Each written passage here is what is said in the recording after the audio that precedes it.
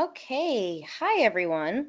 So I thought I would make this video to clarify some questions I have been getting in regards to grading our syllabus and that kind of stuff, especially with the self-guided explorations.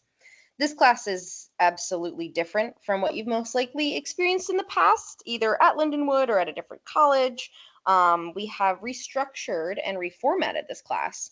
And hopefully, once we get the hang of it and sort of can figure out the structure and how your work is going to be submitted, this will all get a little bit more clear. And I hope you actually really enjoy this new format. This class was redesigned with you, of course, the students in mind, but also in regards to feedback that we have gotten at Lindenwood in our course evaluations. And so this work has been done in response to that. I was actually a part of the redesign for class 223, 227. I helped a little bit with 225. So I've got a hand in all of these things, but I'd like to kind of clarify some of this stuff. So I think where a lot of you are having questions is in regards to how grading is kind of done in terms of the accumulation of points, what things are submitted, what are the requirements. And so first and foremost, right off the bat, let's just read through the assignments endpoints part of the syllabus together. So I'm recording this video for both 223 and 225. So, but the language for the assignments and points is identical for both classes. So if you're in 225 and seeing 223 at the top of your screen, don't be concerned. This video is also for you. The information remains the same.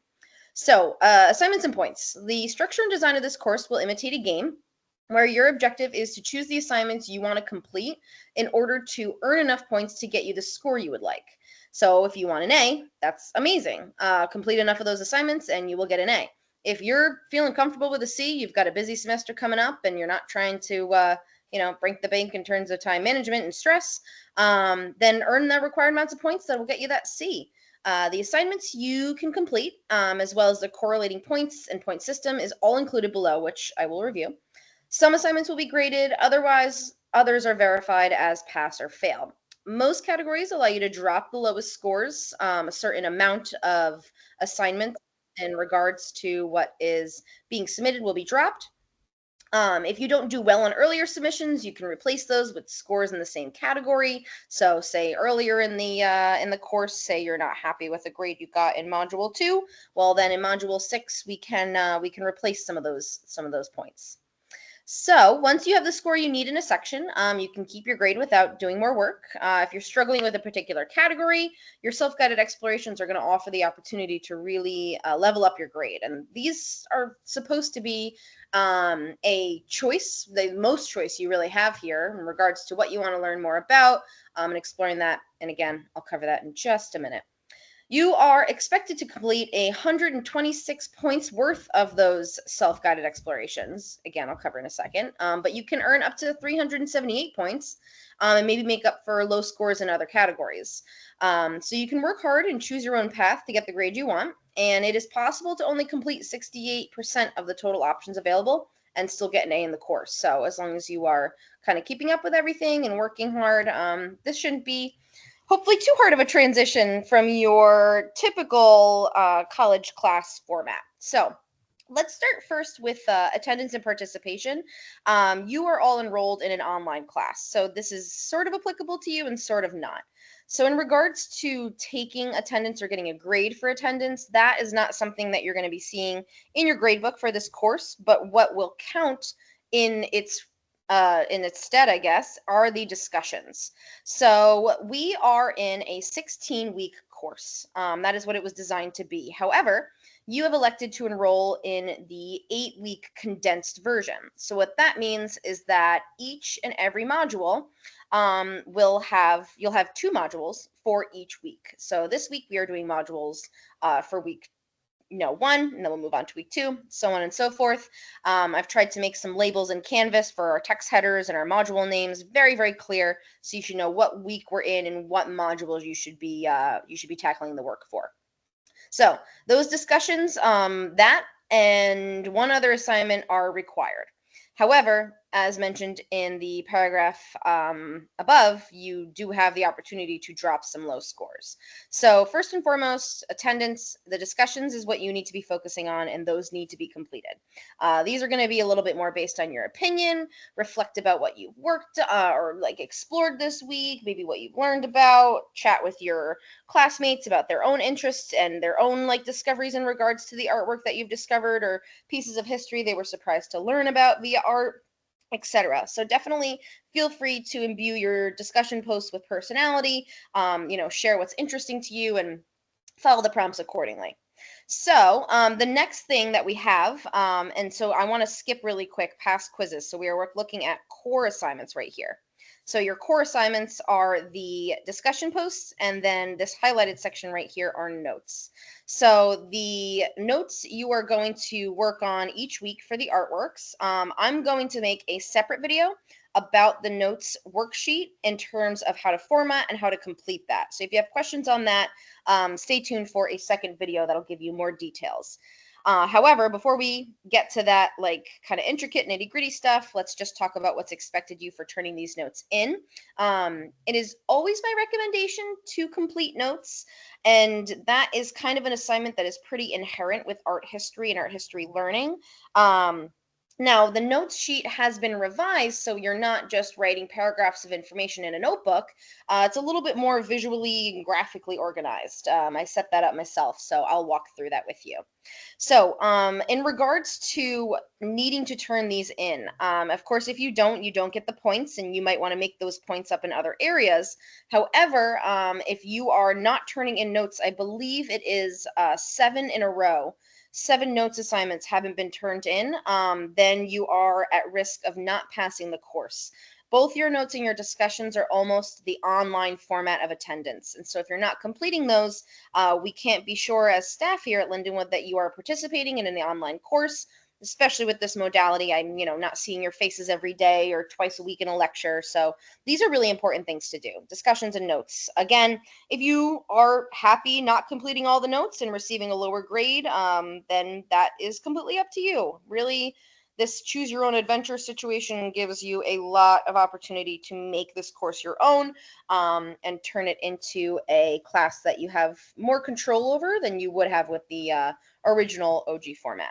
So next assignments we have are quizzes, and so those are in every module as well. We've got 80 points maximum. 6 of those lowest scores will be dropped. We have 4 core writing assignments. Those you can receive a maximum of 100 points, with the 2 lowest scores being dropped. And those writing assignments, there are 4 of them. They are due every even week. So you have 1 writing assignment due at the end of week 2, 1 due at the end of week 4, 1 due at the end of week 6, and 1 due at the end of week 8. So you can participate in those if you so wish. And now we have our major assessments. So those are the 2 exams. The first exam is going to be at the halfway point of the course, which is in module 8, I believe, in week 4. And then your exam number 2 is going to be in module 16, and that would be in week 8 at the end of your class. These exams are not cumulative, so whatever happens on the first exam, you will not see on the second exam. It is only covering the first half of the material for exam 1 and second half of material for exam 2. As we get farther into the class, I am going to go in and start to make some more clarifying adjustments as needed for quizzes and exams, listing the artworks that may appear in this test so you can be very sure as to what you need to be reviewing and prepared for if taking exams is one of the routes that you are going to take to get the points that you would like to earn for your grade for this class. So the last piece to talk about that is required, non-negotiable, is our formal analysis paper. We'll provide more details with that as we get into the semester a little bit, but we are on day 2, so I'll hold off on that, not to overwhelm you with too much information. But that is required. You cannot drop it. You cannot redo it. That is something that needs to happen. So I'll cover that with a separate video, maybe at the beginning of next week. And then we get to our self-guided exploration. So I definitely had some questions on these as well.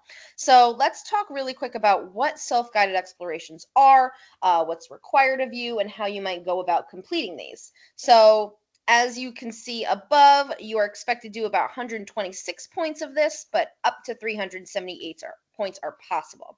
So for each module, we've got the opportunity to look at 2 different units worth of work.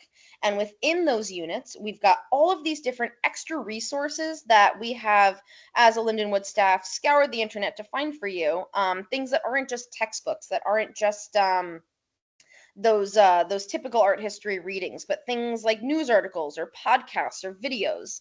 And so what you're going to do is you are going to choose what resources you want to explore, and you're going to choose what level you'd like to explore. So we've got 3 possible categories. You've got your 3-point assignments, which usually typically are smart history videos or reading responses or small, very, very short online articles. Then the next level, we've got 5-point assignments with podcasts or documentary responses, a little bit longer shows, longer docu-series, things that are more specific about those art history pieces in this particular unit. And last but not least, we've got 8-point assignments, which are those academic article responses. So we can properly assume that the lower the points, the less difficult the resource will be to get through and comprehend, but the less points you receive for that response activity. So when you go into the submission for your self-guided explorations in each module that I've set up, you'll see what the directions are for the response that you should be completing. So the self-guided explorations, you are choosing however many points you want to earn. You are choosing however many assignments and what level you are interested in. Please, please choose resources that are interesting to you. If you are just not feeling ancient Egypt, then maybe, explore a little bit more in ancient Greece. If part of global prehistory, maybe the Neolithic era was just the bomb.com and you could care less about Paleolithic. Well, then you have your answer there for what kind of resources that you're going to be choosing for these self-guided explorations. And then you'll once you read through the resource or watch through the resource, you'll complete the response activity that will get submitted, and then I will go in and award the points for the work. Now, this is a recommended pace down here. Recommended, not required, but the recommended pace for students to complete 9 self-guided exploration points per module. And I don't know about you all, but as you kind of get into the semester, as we get into September, life gets a little hectic and things can slip through the cracks. So following this recommended pace is a really wonderful way to ensure that you never get behind in your points and you're not like rushing at the end of the semester to submit so much work all at once. So it is really good to pace this along. And if you're able to do this and score full points on all the above assignments, then you should be in really great shape to receive an A. However, you can earn up to 27 self-guided points per module. And you have, of course, the option for all those assignments, which will help supplement your score if, say, you're not really happy with receiving the points that you've received on other assignments. So that is kind of an explanation about those self-guided explorations right there. I hope that clarifies up some questions. Let me see through my email what other notes we have. So we've got supplemental works and notes. I'll cover how to take notes in a separate video. And I think that's about it. So in regards to the submission for what you are putting onto Canvas, make sure things are in acceptable document formats. The assignment itself should tell you what is an available format. And if you have any trouble, please reach out to me. I've gotten some emails already, and once I get these videos posted and get my intro video up there, I'll start to answer those individually. But in the meantime, hope we're doing okay on day 2.